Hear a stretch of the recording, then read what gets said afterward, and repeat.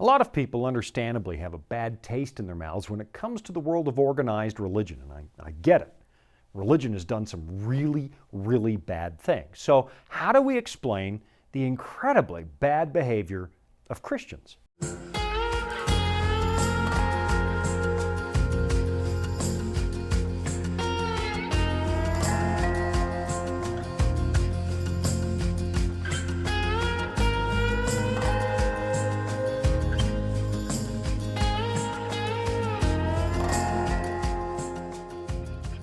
One of the more embarrassing episodes in the history of Western Christianity is the St. Bartholomew Day Massacre of 1572. It happened when Charles IX and Catherine de' Medici authorized the widespread slaughter of Huguenot Protestants, many of whom were in the city of Paris to celebrate a royal wedding, a wedding between the royal family's daughter Margaret and the Protestant nobleman Henry of Navarre. In the days leading up to this massacre, there had been a failed attempt on a notable Protestant influencer, someone who Catherine feared had too much sway with the public. Apparently, some people believed that the wars being waged between Catholics and Protestants could be sharply curtailed if certain people just disappeared. But assassins failed in their attempt to eliminate a key target, Admiral Gaspard de Coligny, a leader of the Huguenots, and ironically, a personal advisor to the king.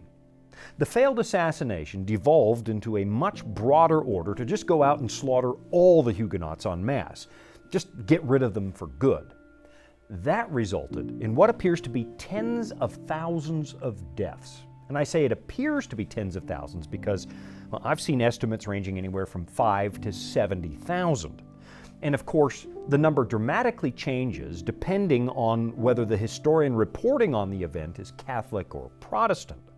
One side naturally wants to highlight the barbarity, and the other side naturally would like to play that down. But we do know this for sure. However big the massacre was, it was absolutely brutal. Sometime between midnight and sunrise on August 24, 1572, church bells rung as they often did.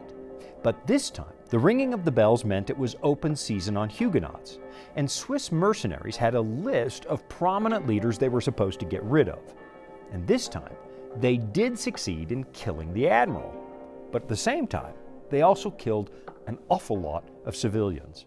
Now, one of the most important lessons we can draw from this horrible massacre is the fact that Christians in the West were behaving very badly. A movement launched by the Prince of Peace had been transformed into a political machine that was being used to seize and/or maintain power. What happened was that the Church essentially stepped into the power vacuum left behind when the Western Roman Empire imploded toward the end of the 5th century. We just naturally assumed the reins of government. And what we created at that time was an absolute monstrosity, a tragic perversion of the teachings of Jesus. And there's no point trying to deny that this happened. You can find this in just about any old history book. You'd have to be willfully ignorant to say this event didn't happen. And the obvious lesson we need to learn as Christians is that it's absolutely essential for us to cling to our founding document, the Bible, and let the teachings of Christ set the standard for how the church is going to behave. Any other approach only serves to highlight the worst things about our human nature. Today, though, I want to go a little bit further and explore another aspect of the St. Bartholomew Day Massacre that doesn't usually get mentioned very often. And that's the influence that a now infamous Italian philosopher might have had, unwittingly, when it came to setting the slaughter in motion. His name was Niccolo Machiavelli, and the chances are you were required to read some of his stuff back in college like I was, or at least you probably heard about it. His most influential work is called The Prince, and it's a rather bleak view of human nature. What Machiavelli believed is that most of life is completely out of our control. It just carries you along and things just kind of happen to you. That part of life he called fortuna, or fortune. But the other part of life, he said, gives you free will. You can actually use your intellect and your freedom to prepare for the unexpected, to prepare for the worst. So, Let's say you live in Southern California, which of course is very prone to earthquakes. And every so often, one of those earthquakes is really big and completely devastating, like the Northridge quake back in 1994. According to Machiavelli, the earthquake was brought to you courtesy of fortuna. It's an event that just kind of happens and it's out of your control. But because you live in an active seismic zone, you can actually use your free will and your intellect to prepare for the big one. You can have an emergency escape plan. You can have emergency supplies. You can retrofit your house to make it much more resistant to seismic activity. What Machiavelli was doing was teaching the Medici family how to be more successful rulers, or at the very least, he was explaining why success happens for some people and disaster happens to others. He argued that if your basic human nature happens to be in harmony with the random events that fortune brings to you, then you'll be successful. But if your essential nature is at odds with the things that happen in this world, well, then you're going to fail. Your job, Machiavelli taught, is to meet unforeseen circumstances head on and conquer them. Here's how he describes it in what is probably the most famous chapter of his book, chapter 25. He writes, "I compare fortune to one of those dangerous rivers that when they become enraged, flood the plains, destroy trees and buildings, move earth from one place and deposit it in another. Everyone flees before it. Everyone gives way to its thrust without being able to halt it in any way. But this does not mean that when a river is not in flood, men are unable to take precautions by means of dikes and dams, so that when it rises next time, it will not overflow its banks, or if it does, its force will not be so uncontrolled or damaging." Now, the need to prepare for the unexpected seems kind of obvious. But when you notice that the same kinds of disasters are going to hit the same location over and over and over, and yet it seems like people are caught by surprise when a hurricane rips down their house for the second or third time, well, maybe we should use our reason to figure this out. You don't have to fall victim to circumstances when they have a reasonable degree of predictability. What Machiavelli was doing was emphasizing the role of free will in a world where most things are completely out of our control. Fortune might deal you a very bad hand, but free will is what a ruler can use to counter bad fortune. But he also argued that a ruler cannot change his or her essential character, which means that, yet again, you don't have that much control over success or failure. Here's a little more from his book, The Prince, because I should probably let him speak for himself. He says, I would observe that one sees a ruler flourishing today and ruined tomorrow, without his having changed at all in character or qualities. I believe this is attributable first to the cause previously discussed at length, namely that a ruler who trusts entirely to luck comes to grief when his luck runs out. Moreover, I believe that we are successful when our ways are suited to the times and circumstances, and unsuccessful when they are not. So, of course, you're probably wondering what that has to do with one of the worst religious massacres in the history of the Christian church. I'll be right back so I can try to explain it. Life can throw a lot at us. Sometimes we don't have all the answers. But that's where the Bible comes in. It's our guide to a more fulfilling life. Here at the Voice of Prophecy, we've created the Discover Bible Guides to be your guide to the Bible. They're designed to be simple, easy to use, and provide answers to many of life's toughest questions. And they're absolutely free. So jump online now, or give us a call and start your journey of discovery. Back in the 16th century, Machiavelli was trying to explain why some rulers are successful and other rulers are not. He placed a great deal of emphasis on the role of fortune, or fortuna as he called it. What he noticed is that different rulers have different temperaments, and if their temperament happens to complement the unexpected, those rulers tended to be successful. But if their temperament proved to be a detriment at that time, well, then obviously it led to disaster. Everybody, of course, was trying to accomplish more or less the same kinds of things. They were going after peace or prosperity or power. Some monarchs might be reckless and impetuous in their pursuit of those things, and others might be far more patient. Some might be forceful, and others might be diplomatic. And as far as Machiavelli could tell, your approach to life didn't really seem to matter as long as your temperament happened to line up with the current of fortune. Now, among all the political philosophers of his day, Machiavelli has easily become the most despised. What you and I remember him for is teaching rulers to do whatever it takes to make sure they stay on the throne. If you had to do something completely immoral to achieve your goals, well, so be it. Machiavelli said that's what you have to do. And to this day, we still use the word Machiavellian to describe people who are self-serving, manipulative, unscrupulous, and dishonest. So, because of this, in 1559, the Catholic Church added The Prince to its list of banned books. And after the brutal massacre of 1572, the Protestants grew to hate Machiavelli too. Why? Because they suspected that Catherine de' Medici had been reading this. I mean, it was addressed to her family, and she was trying to use the wholesale slaughter of Huguenots to bend fortune in her own direction. What Machiavelli taught was almost like an early version of situation ethics, the system that Joseph Fletcher taught, where anything can be deemed appropriate as long as you think you have a good reason for doing it. In other words, the end justifies the means. If you have to be brutal to maintain power, well, so be it. If you have to lie in order to get what you want, so be it. That would be okay as long as the object you want is something you think is good. And of course, that kind of thinking is completely contrary to any sense of Christian ethics. For years after the massacre, a lot of people continued to pin the blame on Machiavelli because it seemed to them that this was his philosophy put into practice. And it wasn't just Christian thought leaders who hated Machiavelli's book. Members of the royal family hated it too because it implied that anybody strong enough to seize power by force was entitled to do it. And that meant that if you had the means to assassinate a monarch, you also had a right to occupy their throne.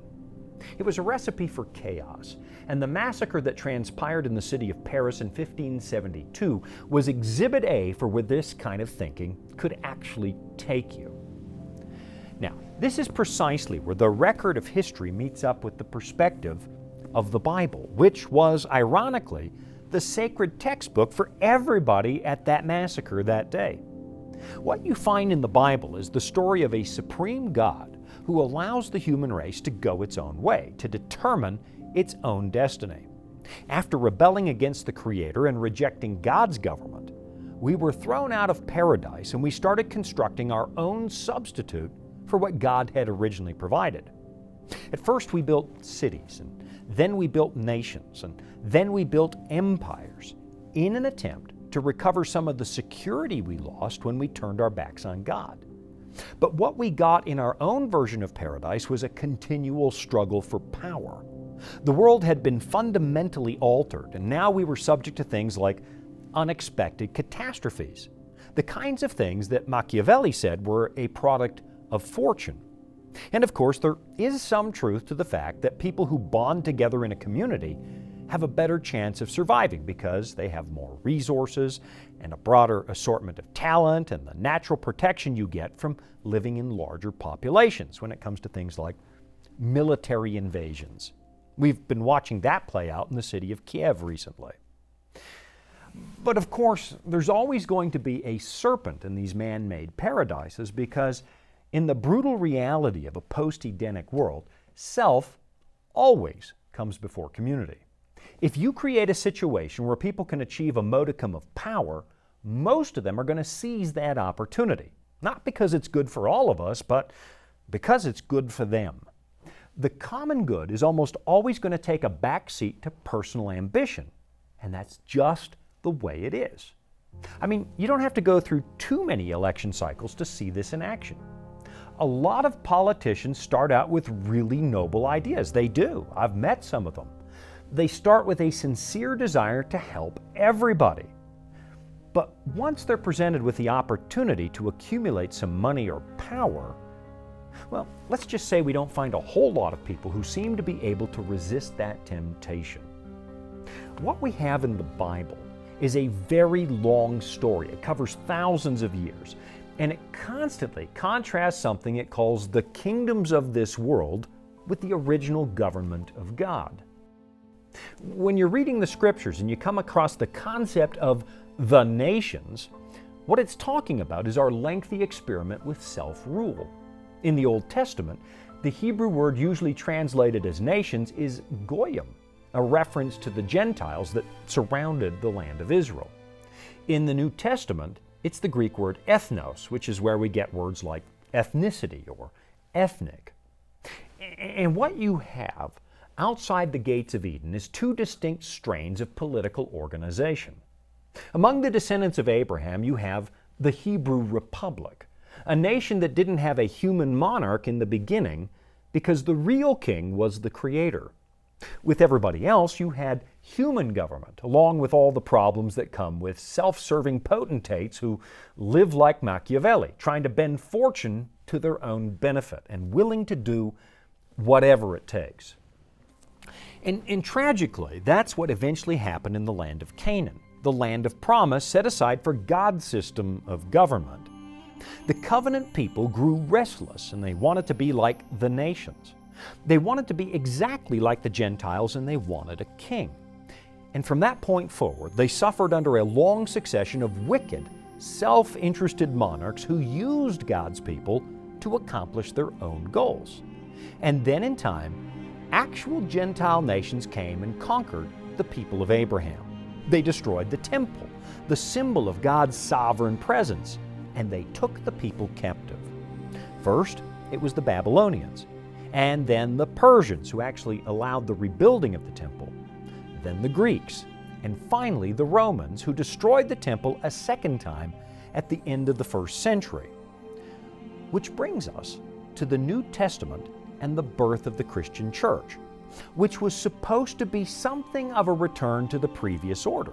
Let me show you something really interesting that Jesus explained to his disciples even before the church itself was born. You find this in Luke chapter 22, where the disciples are arguing about which one of them was the greatest. Here's what it says. Now, there was also a dispute among them as to which of them should be considered the greatest. So you see, there's just a whiff of Machiavelli there because it's that kind of thinking that makes his philosophy so appealing.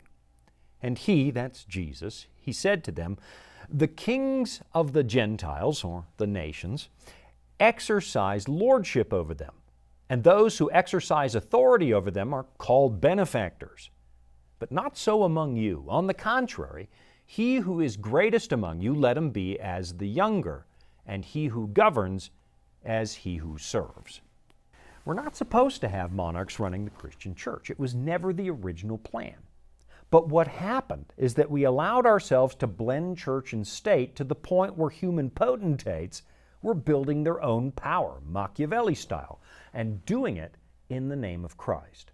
So, when Catherine de' Medici sensed that Huguenot influencers were a possible threat to her sovereignty, she wanted one of their key players assassinated. And when that failed, she and Charles IX decided to just kill everybody. And they buried the massacre under the veneer of religion. So, what does that mean for you?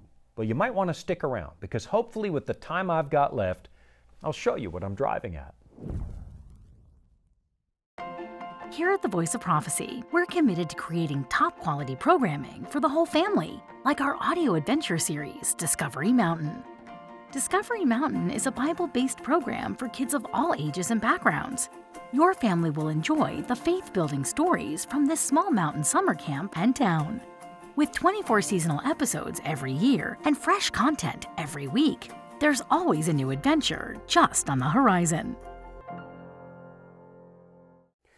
There's a fascinating passage found in the book of Revelation that really highlights this idea that God's system of government is meant to be completely different from the way that you and I like to run things.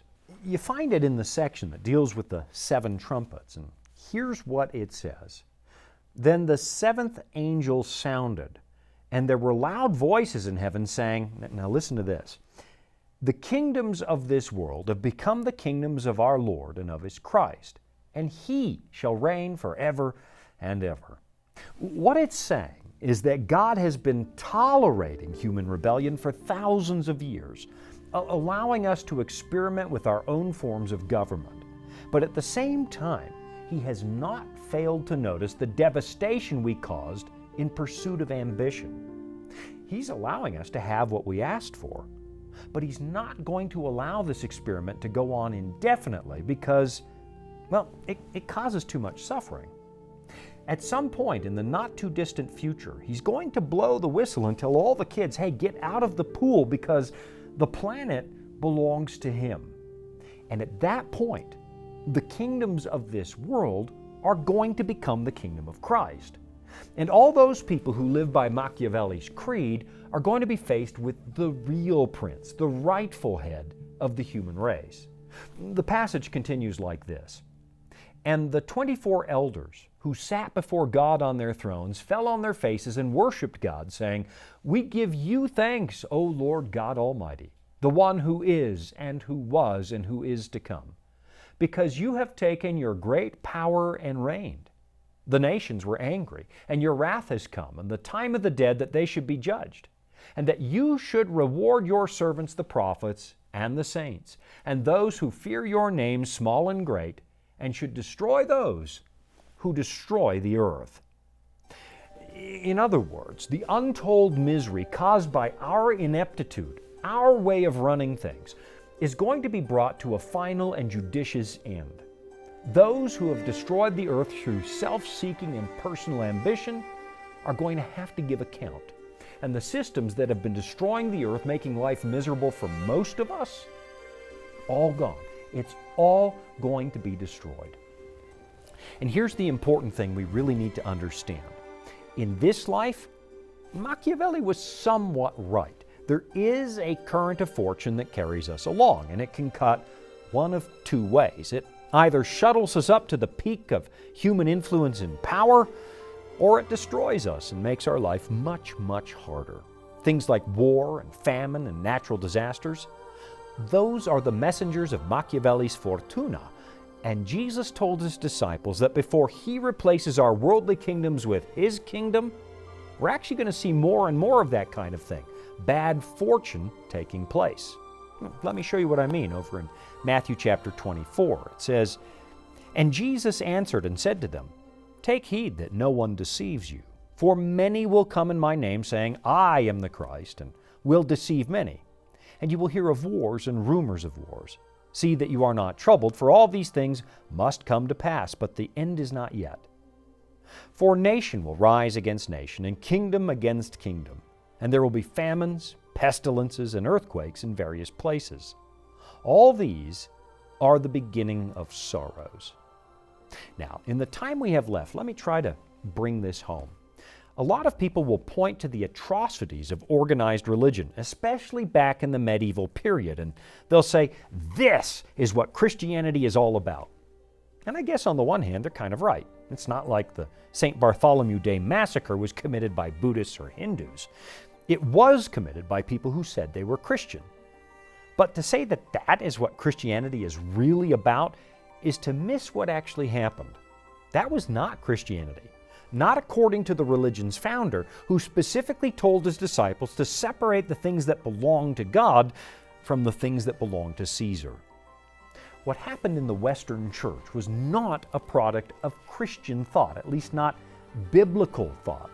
I mean, sure, it was the product of Christian thinkers, many of whom probably meant well, but it can't be reconciled with the pages of the Bible, not if we're really honest about it. I mean, I've seen people try to defend what we did in the past, but the Bible says it's indefensible. What happened in France in 1572 came from the nations, this man-made system of government that at its core is actually opposed to the kingdom of God. And what has happened is that a lot of people have abandoned the Bible altogether because they assume that somehow what this book says led directly to the horrors we still find to this day in the world of religion, and it most certainly does not. I'll be right back after this. Dragons, beasts, cryptic statues. Bible prophecy can be incredibly vivid and confusing. If you've ever read Daniel or Revelation and come away scratching your head, you're not alone. Our free Focus on Prophecy guides are designed to help you unlock the mysteries of the Bible and deepen your understanding of God's plan for you and our world. Study online or request them by mail and start bringing prophecy into focus today. Western Christianity really does have a lot to apologize for if we're honest about it. I mean, there is a lot of blood on our hands. What we looked at today, the St. Bartholomew Day Massacre, where as many as 50,000 were slaughtered for matters of conscience, that's just the tip of the iceberg. There's a lot more than that. But to suggest that the teachings of Christ produced that, to say that Jesus of Nazareth is responsible for the slaughter of Albigenses or Waldenses or countless other minority groups who disagreed with the official state church, well, that's not honest, because Jesus never taught that.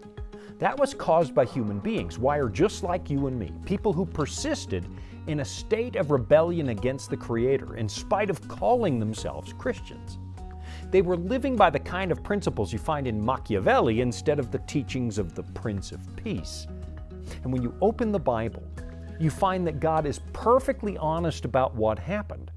In the Old Testament, He showed us what would happen when His own people decided they wanted the kingdoms of this world instead of Him. And in the New Testament, the Bible actually predicts that the Christian church would do the same thing that Israel did. So I guess what I want to do is challenge you to actually read the source material. Don't just assume that the critics are giving you a complete picture, because I can assure you they're not. What you're going to find is that the Bible doesn't cover anything up. It predicts the problems that emerged in Christianity, and it does it in really striking language.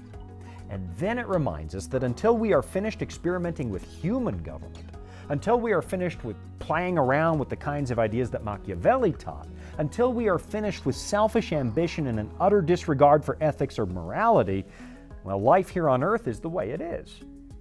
But it also tells us it's not going to last forever. It holds out a promise that things really are going to get better. God has not failed to notice the shipwreck we're living in, and He's going to set things straight. It even says that He's personally going to wipe away your tears and put everything back the way He first designed it. I think you owe it to yourself to see the source material firsthand. And if you visit BibleStudies.com, you'll see we've got all kinds of things to help you get started. I think you're going to be blown away by what you find, because it's not at all what you were told. I'm Shawn Boonstra. You've been watching Authentic.